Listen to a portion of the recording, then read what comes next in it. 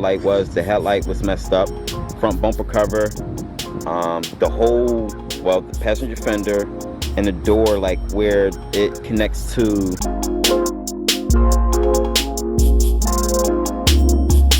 Alright, Leekautorepair here. It's probably been like 40 days for me since I last posted on YouTube, but it is what it is. I be busy. Everybody know about me that how busy I be. So for the most part, I'm out here today trying to get my car advertised. I got a 2011 Volkswagen Jetta, and this car I had got from Copart. So that's pretty much what this video is going to be talking about. We're going to be talking about what's a salvage, can't even say the word right, a salvage title.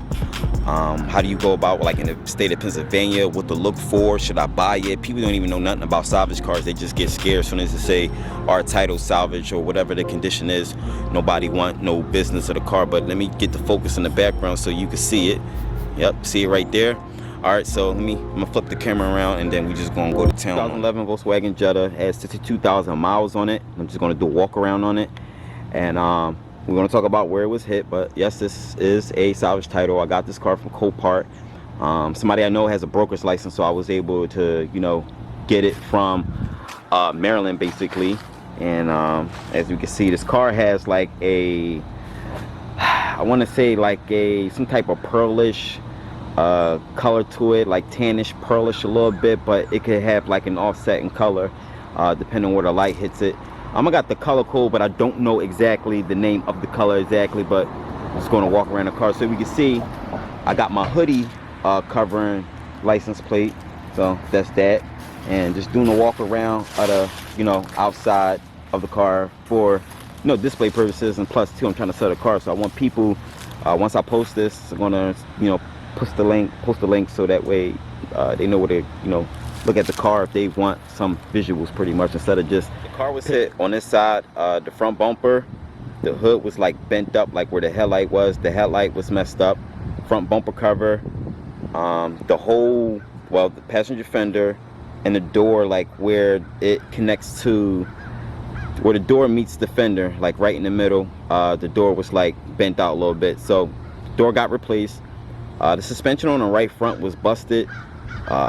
Axle, low control arm, strut, inner and outer tie rod. I did the alignment for it, so basically got a whole, I think we call it a knee, or you can call it a whole right front suspension. So got a whole knee on the right side, did the alignment. Everything is Gucci after that. The car drives straight, has no check engine lights on it. No, well, I'm saying it in the plural, but no check engine light, no lights on in the dash, not even a warning light for nothing. Everything is Gucci on here. And I did the body work myself, and I have someone who do the paint for me. They did, you know, okay job on the paint for what I paid for. I'm not going to complain about it, but for the most part, I put this car back together pretty good. You almost can't like tell it was hit basically. So we're going to go into the interior, and just, I got my stuff inside, so just warning y'all right now. So let's open up this door. Don't mind my stuff right here. Got my book bag, cause, you know, I got like my work stuff in there, but I always carry like my work stuff with me, and I have some sneakers on the floor, but I'm pretty sure that won't be a problem. That's my own personal stuff, and I'm not putting this outside on top of the car. It's gonna stay where it's at, and it shouldn't take away value of the car because I have my own personal belongings in here. So put the key in the ignition, and comes with 2 fobs. And that's just me starting it. The monitors are set, and I'm not going to pull out my scan tool to verify that, but there are no check engine lights. As we can see, that's the mileage right there, and no lights. I'm pretty sure it would have came on, but I basically put enough miles on here to where it's, you know, I driven it enough. I know how the car feels, I know how it rides, I know what's what. We good. I'm a mechanic, you could trust me on that. In fact, like a lot of people trust me based on, you know, my passion for cars. I am a car enthusiast, so I do take like this type of stuff serious or whatever. So the interior is pretty clean. You got your steering wheel control. I know some of them have like another function right here, so you can control the volume, change your channels, and got the Bluetooth option. This radio is aftermarket. I'm not sure what brand it is, but this dude got like navigation on here. I guess if I hit the button and plug in your information or whatnot, you go wherever you need to go to. But who really uses GPS inside of a radio like that anymore? I know everybody use their like cell phone, they just mount it on the dash somewhere. Heat works. Heat is excellent. Works through all speeds, all modes. AC work. AC is Gucci. Let's open up the glove box. Do have the original owner's manual inside of there, so that's good. People like stuff like that. It gives it like originality or whatever. And like I said, I have like my own personal stuff in here, like my shoes, some tripod in my bag, like pretty much my work stuff. It does have like a sunroof. If I could back up, because I'm recording on my f/22 lens and really don't really have any zooming capabilities, except for it has basically an STM lens and just for focusing purposes only. But let's move this back, and it works. I can verify it. Bam, that's Gucci. Let's bring it back. And of course all my regular lights and stuff work. Literally everything in this car works. Here's the rest of the interior. Let me come outside from the other view. All my windows work. You can verify that. You just heard it. Here's the other window.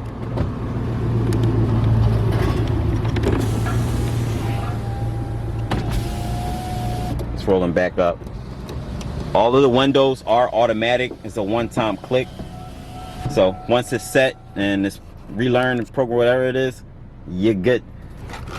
Let's back out of here. Let's get into the back of the car. Let me unlock the door first. We can see the interior is good. Look at the rear seat.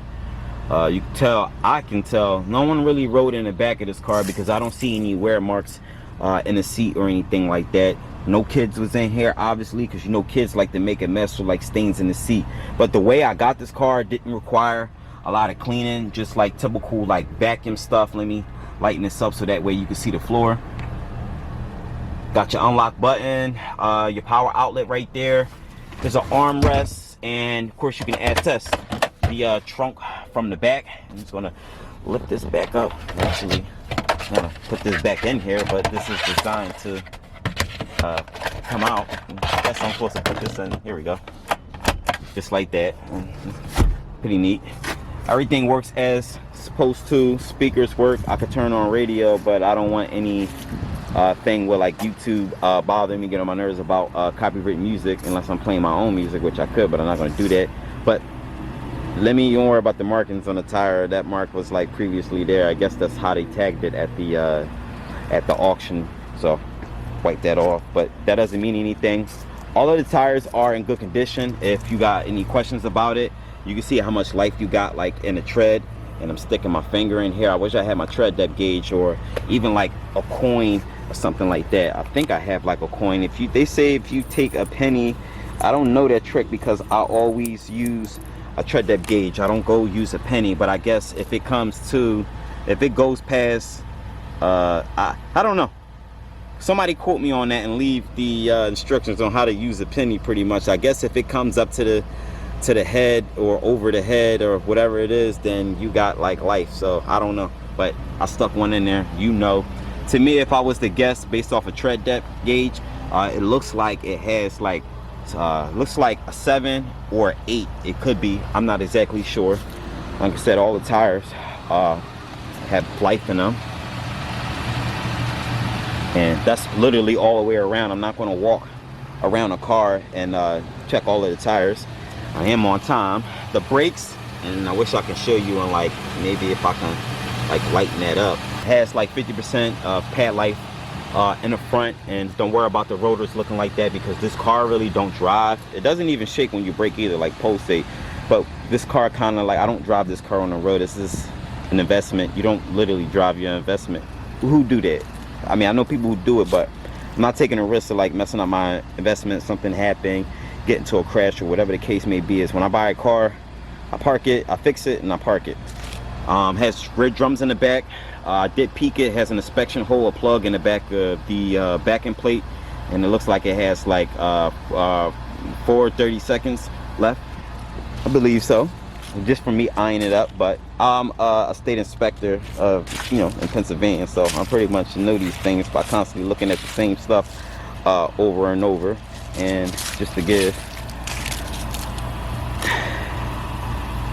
That's the size tire right there. And like I said, they always mark it, so we don't have to worry about any of that. Let's go over here. Actually, I need to darken this. Bring it down. We Gucci. Let me pop the hood so that way we can see underneath. And I will put the can down underneath because there are no oil leaks underneath. Everything is Gucci about this car. So it has the 2.5 engine. When I was at Volkswagen, I literally get like a lot of these with like the vacuum pump.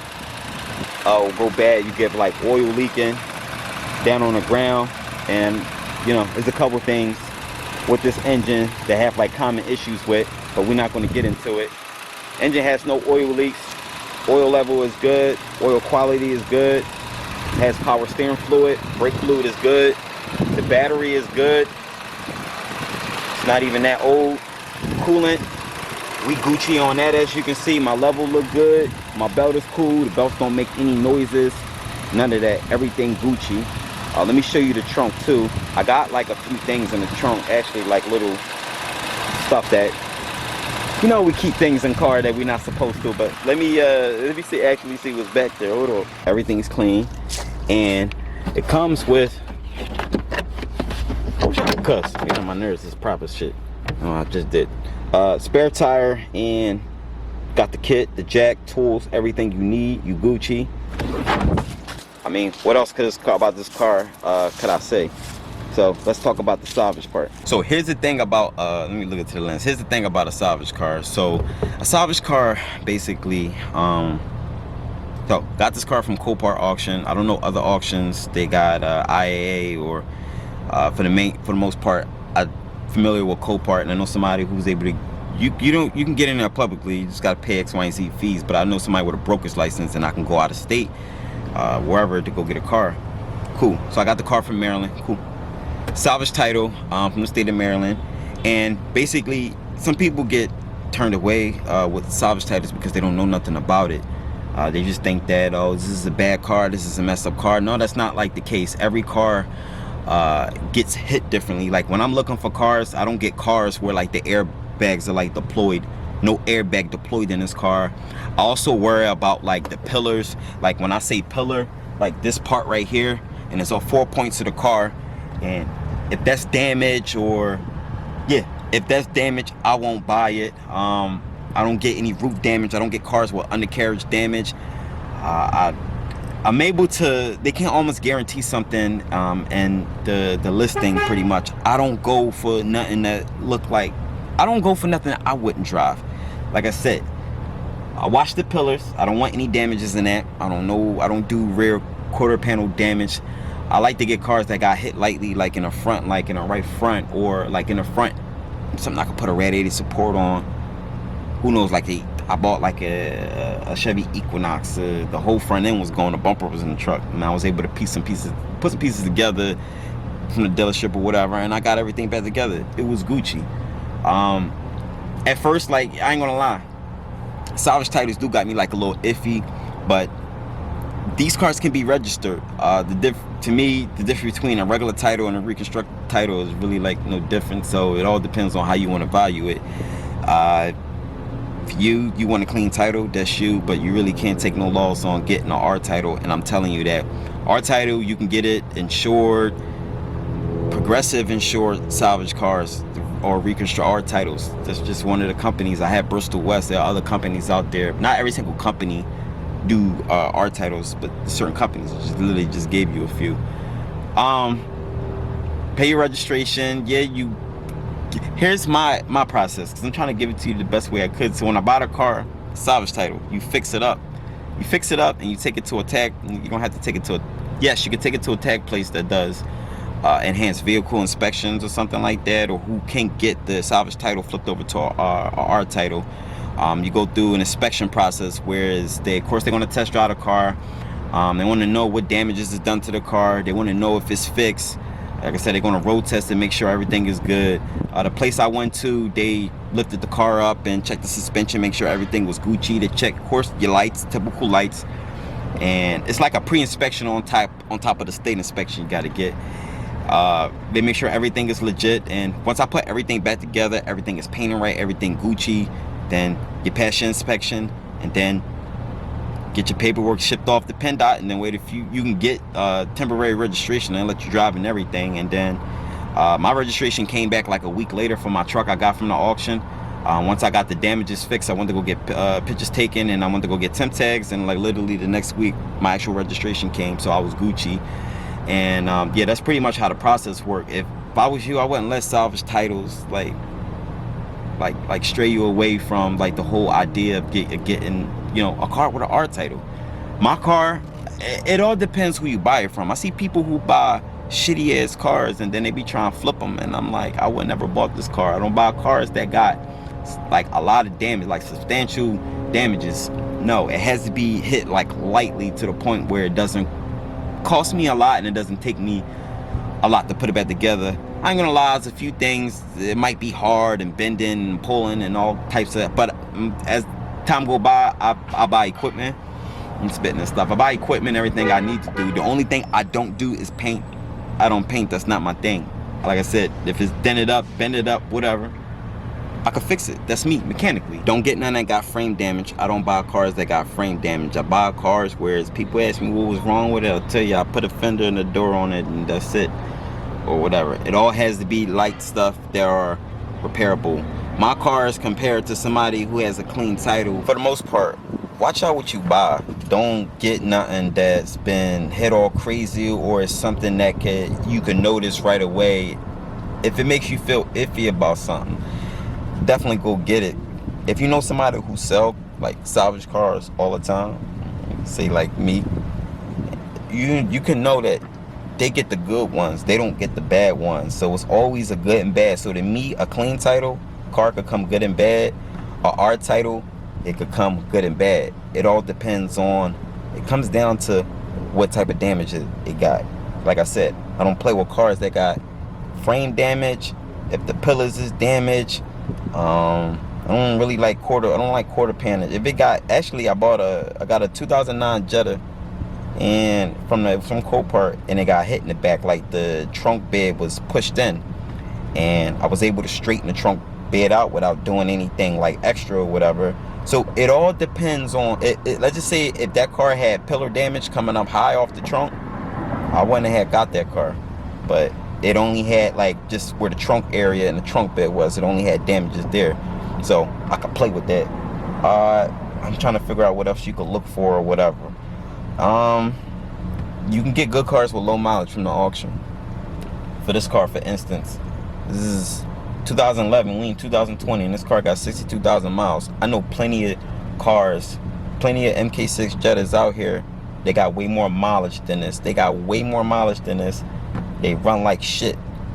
I see a lot of cars online. My cars, and people be saying, yo, I went through a lot of cars, your car seemed to be legit, you was real thorough in your description and everything. I try to give it to people just as much as how I would want it. I want people to be thorough with me when I'm buying a car. I'm getting this car, tell me X, Y, and Z. Don't say something that's gonna get me to come there and then I'll be disappointed from the rip immediately when I get there.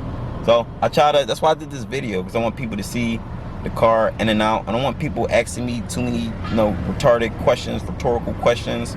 I mean, at the end of the day, there's no such thing as a stupid question if I gotta get asked at the end of the day, but you're not gonna make a fool out of me asking me stupid ass questions or whatever. Pricing, anybody wanna know how much this car is getting sold for? I'm selling this car for $5,800. Listen, $5,800 is pretty fair. I see these cars priced at like between $7,000 and $8,000, but if it was a clean title, cool. Yeah, I have a salvage title, so you need to shave some down on the price for consideration purposes or whatever. And I don't know people who sell Copart cars for top dollar, but it all depends on what type of car you got, what type of damages it got. So if you stuck on, should I get an R car with a salvage title, R title, you need to make sure it can be registered. If you don't want to mess with that, don't mess with it. Go get a clean title. But I know from my experience, cars with salvage titles with low miles, and it's guaranteed that it could run and everything from who you bought it from, those cars run better than the cars that got clean title. A lot of people with clean title do not take care of their car at all. It be people in the comments can vouch for me on that. So I'm Leekautorepair. I don't want to keep getting into the details because I'm trying to get out of here. I got like a lot to do. I got to go move my other car out back, my Mazda, another one I'm selling, a CX-7. I got to move that out back so that way I got to do timing chains on that. Once I do timing chains on that, when I ride it around for a little bit, test drive it, make sure that's Gucci, and then I'm going to put up for sale. Now that one got a clean title. I got that off the Facebook market. Go talk about buying cars off the Facebook market. That's kind of just as hard as buying cars off Craigslist because everybody play games. And me, I'm willing to go far out to go get a car out. Like I went to, from Mazda CX-7, I went to the Poconos to go get that joint. Listen, I go wherever. I'll trail it, I'll haul it. Oh, delivery. If you interested off this car based off this vehicle, you in another state or whatever, you want this, it all depends on how far. As long as you ain't like 8 states away or you far as hell away or whatever, I might can meet you not meet you halfway, but I might work out something where it's, you know, you ain't got no way to come get this joint. I'll bring it to you. We can work out a deal or something like that, but I do not deliver for free. I'm not doing that at all. Unless I know you or something like that. And that's a different story, but we could work out. So come see the car. The car is good. Like, I'm a trusted person. People trust me. I don't know how to say it. I'm a genuine car enthusiast. I love cars. Obviously, you could tell from my channel. You could tell from the way how I talk, or my education on this shit, just how I am overall. I live, eat, sleep, and shit cars all day long. That's just how I am. So, probably going to tend to this brake job I got around 2 o'clock on a 17 or 18 Nissan Maxima. Got to do rear brakes and rotors on that. Little simple stuff like that, get it out the door. And like I said, I'm gonna get ready on my Mazda. I want to start taking stuff apart. Chain jobs it doesn't cost a lot. Just want to be outside. So you know, when you outside, you gotta add an extra couple hours for it. It takes longer. You ain't on the lift. But that's where I'm at with things. So I'm Leekautorepair. I'm getting out of here. Make sure you guys hit the like button. Make sure you guys subscribe. I could probably put a link, the ad for Facebook where this could be found. If you don't follow me on Instagram, follow me on Instagram. My page is private because I get like a lot of I get Leekautorepair fans that do retarded stuff. So you gotta like put a boundary in between you and them because they just out of pocket. So just message me on the gram and just say who you is, such and such or whatever, and I'll gladly accept the friend request. And I'll post some pictures of this on there too. But this video is good enough as far as picture wise and, you know, video wise. You should be good enough with that. So I'm Leekautorepair. I'll holla at y'all, and yeah.